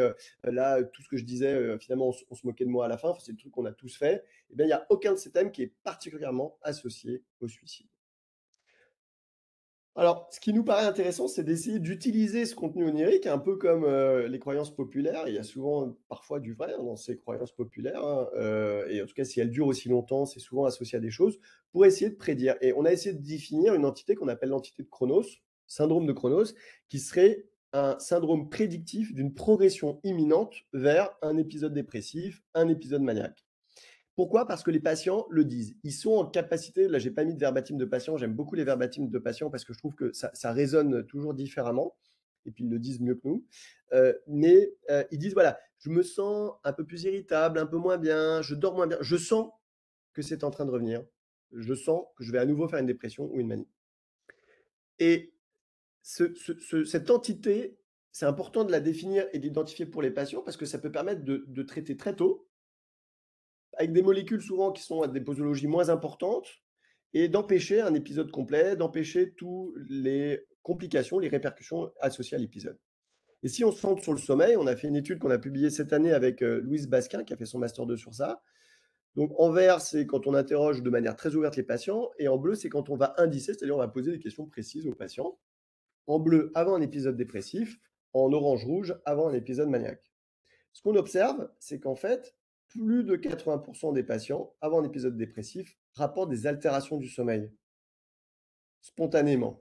58%, donc soit 58% de manière spontanée, et quand on va rechercher de manière systématique, 87% disent oui, j'avais ça, j'avais ça, j'avais ça. Il y a des choses très rigolotes dans cette publi, j'ai pas le temps d'y rentrer. Par exemple, 30% des patients avant une phase maniaque font du bruxisme, vont frotter les dents. Et donc, vous voyez, le fait de rechercher des fois des symptômes de manière systématique, ça va faire tilt pour les patients et du coup, ça va pouvoir permettre une intervention plus précoce. Et vous voyez que les parasomnies qui sont ici, quasiment la moitié d'entre eux repèrent des parasomnies qui arrivent avant un épisode dépressif ou un épisode maniaque. Et pour le suicide, là, on a savoir quelle est la prévalence avec Rodolphe Boran, qui a fait sa thèse de médecine sur ça dans le service. On a recruté 40 patients successivement hospitalisés dans le centre français d'urgence psychiatrique après une tentative de suicide. Et ce qu'on observe, c'est que 80% d'entre eux avaient altéré leur rêve avant la crise suicidaire. Donc c'est monstrueux, on ne s'attendait pas du tout à autant de patients. Et ce qu'on observait, c'est qu'il y avait une séquence. Les mauvais rêves, donc c'est des rêves dysphoriques, apparaissaient environ 4 mois avant, pour 67% d'entre eux. La moitié avait des cauchemars 3 mois avant, donc des mauvais rêves qui réveillent le dormeur. Et quasiment un quart d'entre eux avaient joué 1 mois et demi avant le scénario suicidaire. Donc c'est quand même couillon hein, d'avoir des gens qui ont eu le scénario suicidaire 1 mois et demi avant et de ne pas l'avoir repéré et de ne pas être intervenu. Et moi, ça a vraiment complètement changé ma pratique, hein, cette étude-là. Et pas plus tard que cet après-midi, enfin, c'était pas cet après-midi, c'était ce matin, il y a une patiente avec trouble bipolaire qui a des scénarios de pendaison que j'ai hospitalisé au CRUP, justement, parce qu'elle commence à avoir des scénarios suicidaires qui apparaissent au cours des cauchemars et qu'elle se sent en danger. Et j'ai interrogé l'altération récente de son contenu onirique. Et c'était le message que j'avais voulu passer dans cette publication-là. C'est comment rêvez-vous? C'est une question très simple pour mieux prévenir le risque suicidaire. Vous savez qu'un patient sur deux qui se suicide a rencontré un professionnel de santé dans le mois précédent, donc c'est une catastrophe. On ne sait pas prévenir la crise suicidaire et donc vraiment interroger les rêves et leurs altérations récentes. C'est très simple à faire, c'est rapide et possiblement ça peut être un indice intéressant. Donc là, pour répondre à la question de certains d'entre vous, voici là l'échelle qu'on a développée avec Jean-Arthur et avec d'autres collègues, qui est rapide, qui se cale sur l'EASY, qui est l'échelle d'insomnie, ou la HSI, qui est l'échelle d'hypersomnie, que Jean-Arthur a validée en français et diffusée aussi en français. Donc, vous pouvez avoir la panoplie pour l'insomnie, l'hypersomnie et les cauchemars. C'est assez court à faire passer. Il y a 11 questions. Les 9 premières, c'est sur les 4 grandes dimensions, la fréquence des cauchemars, l'impact émotionnel, l'impact diurne et l'impact nocturne. Il n'y avait pas d'échelle qui existait, en fait, qui explorait les 4 dimensions. Comme vous l'avez vu dans la première étude qu'on a fait avec Marine, en fait, on a dû faire 4-5 échelles pour étudier ces différentes dimensions. Donc, on en a eu marre de faire passer 4 échelles aux patients. Et on a voulu une échelle courte pour faire passer les 4 dimensions en même temps. Et on l'utilise au quotidien, on est très très content. Elle est gratuite, enfin, comme tout ce qu'on fait à l'AESP avec Clélia, avec Jean à l'AESP. On a une philosophie où on veut produire du matériel en libre accès, gratuit. Donc, vous pouvez la télécharger librement sur Internet et l'utiliser autant que vous voulez. Voilà. Elle est en français, elle est en anglais. Alors, comment traiter? Là, je vais faire vite pour cette dernière partie. Globalement, et on a fait cette revue donc avec Alain, dont je vous ai parlé, et Agnès Brion, qui a beaucoup travaillé sur ça. Le plus haut niveau de preuve, que ce soit cauchemar traumatique ou non traumatique, c'est la répétition d'imagerie mentale. C'est couillon comme thérapie, je vais vous en parler. On a fait un EMC aussi sur ça que je peux vous diffuser si vous voulez mettre en place ça dans vos centres. Ça marche très bien et c'est ce qui fonctionne. Prazosin, au niveau de preuve, seulement dans les traumas, pour diminuer l'activation du système nerveux autonome, pas dans les cauchemars non traumatiques où il n'y a pas d'activation du système nerveux autonome. Au contraire, il y a vraiment ce rôle protecteur des cauchemars, ce qu'on n'a pas par exemple dans la terreur nocturne où là, le système nerveux autonome s'emballe. Il y a d'autres thérapies avec un niveau de preuve plutôt faible à modéré. C'est la thérapie d'exposition classique, la désensibilisation systématique, exposition, relaxation, réécriture et thérapie par rêve lucide, je vais en reparler. Hypnose, thérapie psychodynamique, pas de preuves suffisantes à l'heure actuelle. Et pour les autres traitements non plus, trazodone, clonidine, risperidone, gabapatine, benzo, il n'y a pas de niveau de preuve. La benzo, ça vous savez, hein, je parle à des spécialistes du trauma. On évite dans le stress aigu parce qu'on aggrave l'encodage traumatique possiblement et la fréquence des cauchemars. Très belle étude publiée dans Psychotherapie Psychosome, une des 14 d'Impact Factor, meilleur journal de psychothérapie. Que ça soit de la thérapie d'exposition, la répétition d'imagerie mentale ou de l'imagerie mentale, on a globalement les mêmes effets sur la détresse liée au cauchemar, sur la fréquence des cauchemars et sur les effets des cauchemars diurnes et sur la qualité de vie. Les trois marchent avec une légère supériorité pour la rime. Évidemment, comme toujours, on va rechercher les différentes causes. Hein. Si c'est des médicaments, si c'est l'usage de cannabis, si c'est certaines, s'il y a des pathologies du sommeil associées, on va traiter les pathologies du sommeil. S'il y a des apnées fragmentent le sommeil, ils peuvent engendrer davantage de cauchemars. S'il y a une dépression, on va traiter la dépression, etc. Mais en même temps, on va pouvoir traiter les cauchemars. Et la rime se base sur la théorie de la continuité. Donc, comme je vous le disais, le contenu des rêves est influencé par le contenu de la journée. Donc, vous allez pouvoir en quelque sorte hacker vos rêves en poussant des choses le jour. Et donc, c'est ça la thérapie. C'est tout simple. Ça, c'est un article qu'on a fait dans Médecine du sommeil parce que les collègues nous demandaient comment je peux faire, Pierre, pour mettre ça en place chez moi, dans mon service, etc. Donc, on a mis la thérapie qu'on fait ici à Bichat, là encore en libre accès. Vous m'envoyez un mail et je vous envoie l'article. L'idée, c'est par imagerie mentale, qu'on essaye la plus riche possible. Je donne souvent un exemple. Moi, j'avais un patient qui travaillait chez EDF-GDF. Il y a eu une explosion de gaz. Il a vu son collègue exploser. Et on l'a en sevrage d'alcool. On le sève de l'alcool. L'alcool inhibe le sommeil paradoxal, donc il faisait moins de cauchemars. Et il me dit, OK, là, vous m'avez sauvé de l'alcool, c'est super, mais j'ai plein de cauchemars qui reviennent. C'est impossible. Et c'est ce pourquoi j'avais consommé de l'alcool initialement. Et donc, on met en évidence un trouble de stress post-traumatique non traité avec des cauchemars chroniques invalidants. On a retravaillé le scénario. Le scénario pour lui, c'était une explosion de confettis à un anniversaire. On joue sur les sens, les odeurs, les bruits, la sensation des pieds. On essaie de créer un environnement riche par imagerie mentale. Plus l'imagerie mentale est forte et plus on va pouvoir modifier le contenu onirique. Il faut visualiser en relisant son rêve au moins 10 minutes par jour, n'importe quand dans la journée. Vous voyez que c'est assez simple. Il y a 4 séances. Bon, tout ça est détaillé, j'ai pas le temps de rentrer, mais on explique comme toujours ce que c'est, hein, les cauchemars, comment ça marche, la physiologie, etc. On essaye de booster leur capacité d'imagerie mentale. Certains sont très très bons en imagerie mentale, d'autres ont des difficultés à faire de l'imagerie mentale. Donc on essaye de créer des capacités d'imagerie mentale qui sont bonnes, en aussi modifiant les croyances par rapport au cauchemar, notamment en expliquant que c'est des comportements appris, le disque rayé, tout ça, c'est des choses qu'on explique aux patients et qu'ils comprennent très très bien et qui fait complètement sens pour eux. La rime à proprement parler, la retranscription du cauchemar intervient que à la 3e séance. Et la 4e séance, c'est le retour d'expérience avec des conseils, des adaptations de traitement, etc. Alors, on montre que ça marche, hein, que ça soit des cauchemars idiopathiques ou associés à un trauma. Comme je vous le disais, ça diminue la fréquence et la détresse associée au cauchemar. Et il y a une efficacité qui est maintenue dans le temps. Il n'y a pas d'effets secondaires qui sont rapportés. Les autres thérapies, alors on peut exposer donc au trauma, on fait une exposition au cauchemar, on va se rappeler le cauchemar, qui peut être traumatique ou non, et on va diminuer la sensibilité, les ressentis émotionnels négatifs pour déshabituer et créer en l'inverse une habituation d'extraction de la peur et de l'anxiété. On peut faire une exposition au cauchemar avec des techniques de relaxation aussi, qui vont s'ajouter. On peut faire une combinaison de tout ça, exposition, relaxation, réécriture de scénario, et puis on peut faire des thérapies par rêve lucide. Alors là, les rêveurs lucides, c'est ceux qui sont capables de contrôler le scénario de leur rêve, et si vous êtes capable de contrôler le scénario du rêve, eh ben on va essayer de les entraîner à modifier leur cauchemar au cours du sommeil. Voilà. Et là, il y a peu d'études, mais c'est des pistes intéressantes. Les traitements, j'en ai parlé, hein, c'est la prazosine, les antagonistes des récepteurs alpha-1 adrénergiques. C'est globalement comparable à la rime et supérieur au placebo. C'est jusqu'à 20 mg, on augmente progressivement et c'est sur des durées plutôt courtes. Voilà. Les autres traitements dont je vous ai parlé, il y a plutôt un faible niveau de preuve. Donc voilà, ça c'est l'algorithme pour vous résumer. On va, comme toujours, explorer la plainte de sommeil en faisant une anamnèse complète, en évaluant le retentissement fonctionnel, comme vous l'a très bien expliqué Jean-Arthur, pour être dans la maladie. On va rechercher des comorbidités et les traiter.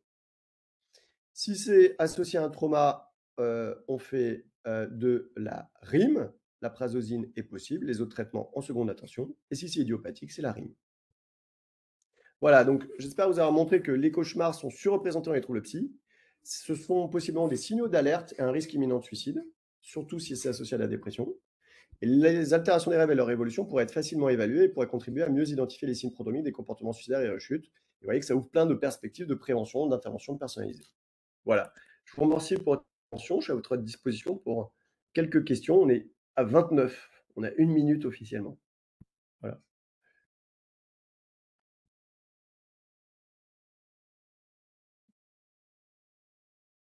Que c'est bon. Merci beaucoup Pierre. C'était vraiment passionnant. On nous entend, c'est bon. Alors, il va y avoir des questions, je pense. Alors, beaucoup demandent l'article, mais peut-être. Est-ce que je peux vous l'envoyer, les deux articles, l'échelle et la rime, et puis est-ce qu'il y a un moyen pour vous de rediffuser à ceux qui ont entendu, tout à fait. c'est pas possible, à ce moment-là, je donne mon avis. C'est possible, Pierre, on peut faire comme ça. Parfait. Ok, génial. Alors, est-ce qu'il y a des questions autres pour Pierre avant que on clôture? Est-ce qu'on peut faire moi, j'ai deux questions. Est-ce qu'on pourrait essayer d'imaginer une session qui soit sur les troubles dissociatifs nocturnes? Parce que je pense que ça, c'est vraiment très peu connu et on a des patientes qui sont extrêmement invalidés par ça. Et c'est vrai que parfois, on est un peu désemparé quand il y a des épisodes dissociatifs la nuit. C'est compliqué à gérer. Et est-ce que, Pierre, on pourrait éventuellement... alors, moi, je comptais faire un webinaire sur la prazosine, mais du coup, prendre plus de temps pour parler de la rime aussi et de la prazosine, avec éventuellement les collègues de Mirandou, chez qui vous étiez intervenu l'année dernière. Parce que moi, l'idée, c'est que effectivement, il y a un continuum entre la journée et la nuit. Que si les patients ils dorment mal, je pense que les cauchemars, alors on les explore, mais pas suffisamment bien, je pense. On ne fait pas le lien suffisamment avec les équipes du sommeil sur les apnées, etc. Et on sait pertinemment qu'on a des patients qui en ont malgré tout. Et en plus, je ne sais pas si vous partagez, en tous les cas, mon avis, je pense que lorsque les patients ont beaucoup de cauchemars, sont très gênés au niveau, ils récupèrent moins la journée et c'est un frein aussi à l'adhésion de la prise en charge et à pouvoir réguler sur un plan émotionnel la journée et puis pouvoir finalement commencer à travailler sur thérapie centrée trauma, si ce n'est faire une évaluation. Donc, c'est pour ça que cette année, j'avais envie de faire ce cycle de webinaire sur le sommeil parce que je pense qu'il faut vraiment porter cette parole que c'est prédictif de passage à l'acte suicidaire, de décompensation de troubles psychiatriques, et que dans le TSPT, c'est vraiment un symptôme à part entière, comme les flashbacks. Tout le monde connaît flashback, TSPT, ça parle à tout le monde, mais ce qui se passe la nuit, dissociation, cauchemar, je pense qu'il y a aussi, pour les médecins généralistes, prescrire aussi la prazosine. Hein. Moi, j'ai toujours en tête ce que dit Guillaume Veva, qu'il vaut mieux faire ça que finalement ne rien faire et que ça permet aussi de les améliorer. Donc, voilà, moi, je serais assez d'accord si on pouvait réimaginer, continuer sur cette lancée. Je pense que les gens sont hyper intéressés, visiblement, sur le chat et on a eu beaucoup d'inscriptions, même si il y a eu un décalage entre le nombre d'inscrits et le nombre de présents, mais il y avait quand même 300 personnes ce soir. Et voilà, je vous fais ces propositions-là si les gens derrière le chat en ont envie. Et après, je leur laisse la parole pour pouvoir vous poser les autres questions. En tous les cas, vraiment un grand merci d'avoir été des nôtres ce soir. Moi, j'ai trouvé ça vraiment passionnant. Merci beaucoup. Et avec plaisir pour la suite, on a une psychologue qui est juste géniale sur la rime, qui peut faire une intervention super sur les différents traitements, les différentes approches, sur l'imagerie mentale, sur tout ça, parce que je pense que c'est pas assez connu, la prazoline, on y va assez vite. Et moi, je te rejoins complètement, c'est-à-dire, je pense que pour suivre aussi un certain nombre de patients avec PTSD, c'est ce qui fait tout le pronostic de la maladie. Quand ils dorment mal et qu'ils continuent d'être envahis par ça, c'est insupportable, c'est intolérable. Ils peuvent pas travailler. Et les éléments de dissociation nocturne, pour moi, on parle beaucoup d'éléments de dissociation comme mauvais pronostic, d'évolution, d'enquistement, de résistance, du trauma, etc. Mais on ne regarde jamais les éléments de dissociation nocturne.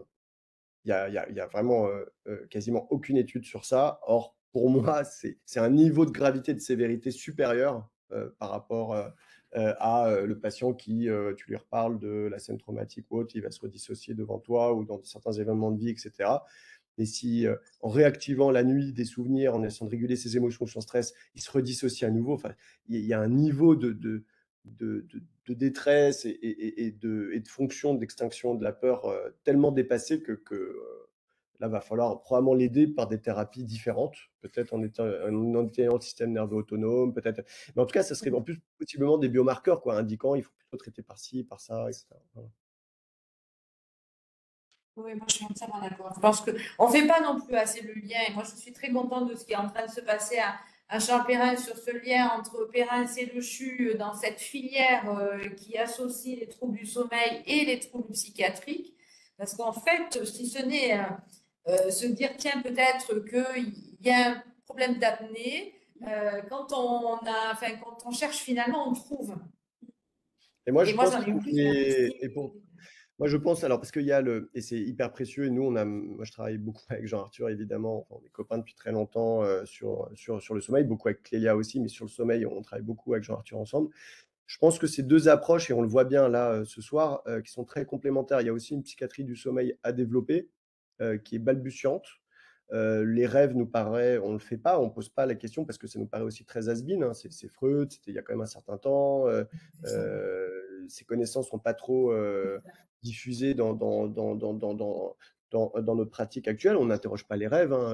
Les internes ne le font pas, on ne leur apprend pas. Enfin, c'est quelque chose qui, pour nous, fait partie de l'histoire de la psychiatrie, ce qui n'est pas du tout le cas en sommeil, hein. Les parasomnies sont explorées dans tout interrogatoire de sommeil, en centre de sommeil. Donc, ils sont meilleurs que nous hein, pour interroger les rêves et le sommeil, ce qui est fou, parce que l'histoire sur les rêves et sur les cauchemars, au début, les psychiatres étaient assez pionniers quand même sur ça. Je pense qu'il faut se réapproprier, nous, la psychiatrie, cette thématique, parce que les troubles du comportement qu'on a, parce que les pathologies qu'on a associent des phénotypes et une hétérogénéité clinique qui est hyper riche sémiologiquement. Et on en est au tout début, quoi. Essayer de voir entre trauma, pas trauma, lié à l'axe anxiété. Moi, je suis assez d'accord avec toi, Jean-Arthur, hein. Je pense qu'il y a les cauchemars plutôt anxieux, plutôt déprimés, plutôt liés au trauma, mais voir ce qui est. Enfin, on en est au tout début. Et il y a plein de choses à faire. Finalement, on a beaucoup de questions. Je ne sais pas si on pourra toutes les traiter, mais il y en a une qui est revenue 2 fois, alors quand même, est-ce que ça a du sens de traiter le cauchemar sans traiter l'origine du trauma? Et traiter le cauchemar permet d'approcher de plus près lors de la thérapie verbale du trauma. Bon, Moi, la question. Ouais. c'est exactement ce que moi je disais, c'est-à-dire, et d'ailleurs en rime, on l'observe à chaque fois. C'est des groupes, hein, donc les gens ne racontent pas leur trauma horrible. Je me suis fait violer par je sais pas quoi, machin, etc. Voilà. Ça serait horrible si chacun exposait son trauma groupe. Donc, d'ailleurs, des fois, les patients, ça les perturbe un peu. Ils ne racontent pas leur trauma. Et donc, on va travailler sur un autre souvenir, sur un autre scénario par rime. Et en retravaillant ce nouveau scénario, parce qu'on pense qu'on est dans un comportement appris, et donc il n'y a pas besoin de traiter le trauma, l'origine du trauma ou ce genre de choses, on est sur une perte de fonction et sur un comportement appris, on va pousser d'autres contenus oniriques par imagerie mentale. Et ça marche très bien. Autre question, est-ce qu'on pourrait considérer qu'un cauchemar avec un contenu suicidaire est plus un facteur de risque que les idéations diurnes de ce type? Ça, je ne sais pas. Je pense que ce qu'on a le jour se poursuit la nuit. Mais t'en as un peu pas. Il y a quelqu'un qui pose le rôle de l'EMDR C'est dans souvent le une question que traitement. j'ai. En fait, le MDR, c'est le traitement du PTSD.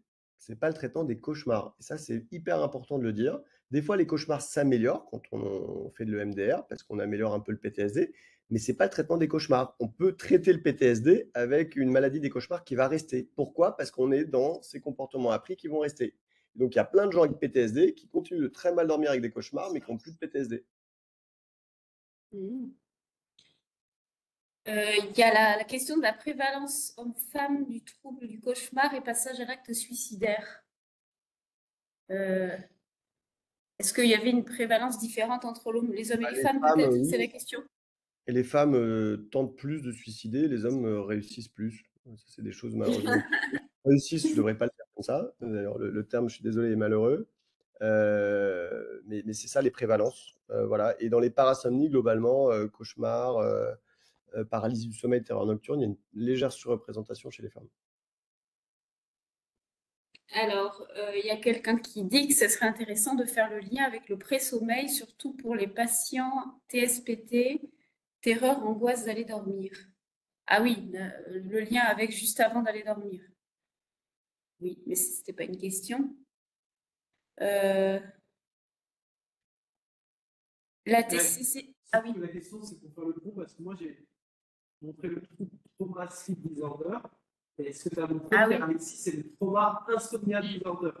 Donc, en fait, on voit que là, la notographie essaie d'identifier et qu'il y a l'enjeu de rechercher l'insomnie dans le trauma qui a peut-être des mécanismes spécifiques et l'enjeu d'aller chercher tout ce qui est contenu numérique altéré et sommeil altéré dans le trauma.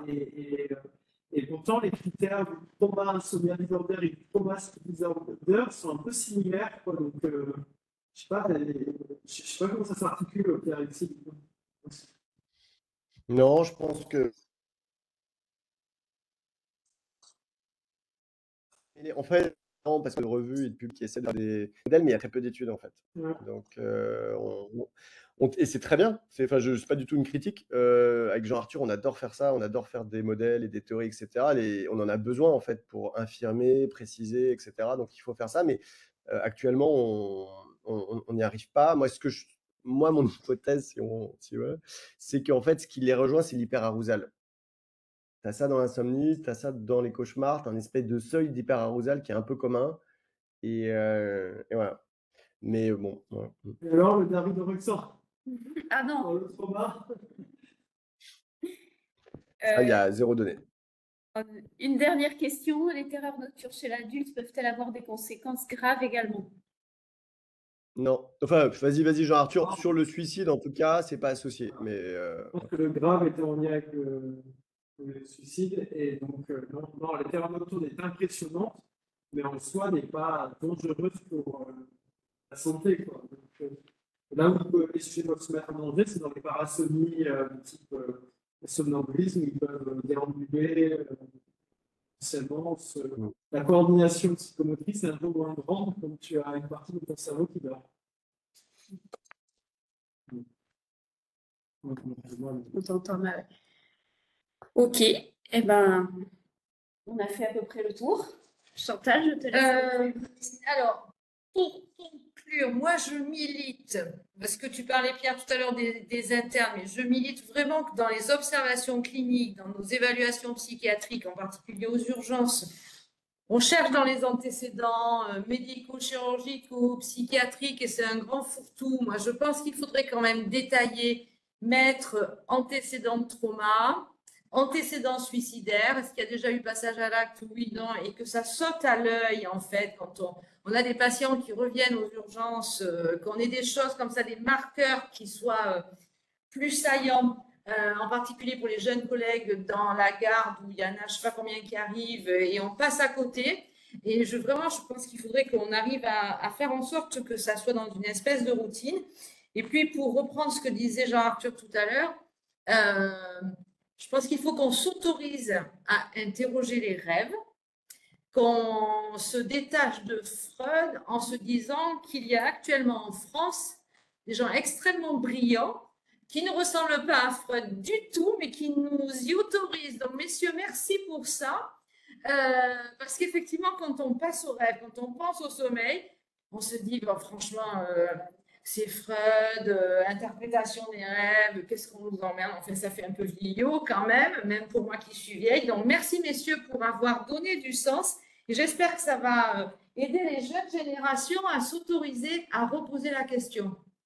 Et donc, je vous donne rendez-vous. On va continuer à réfléchir ensemble parce que je pense qu'on a vraiment, en termes de formation, c'est hyper important. Et on va continuer à réfléchir, si vous êtes d'accord, pour vous proposer d'autres webinaires en lien sur la thématique du sommeil pour cette année. Un grand merci à vous. Merci à vous. Au revoir. Très bonne soirée.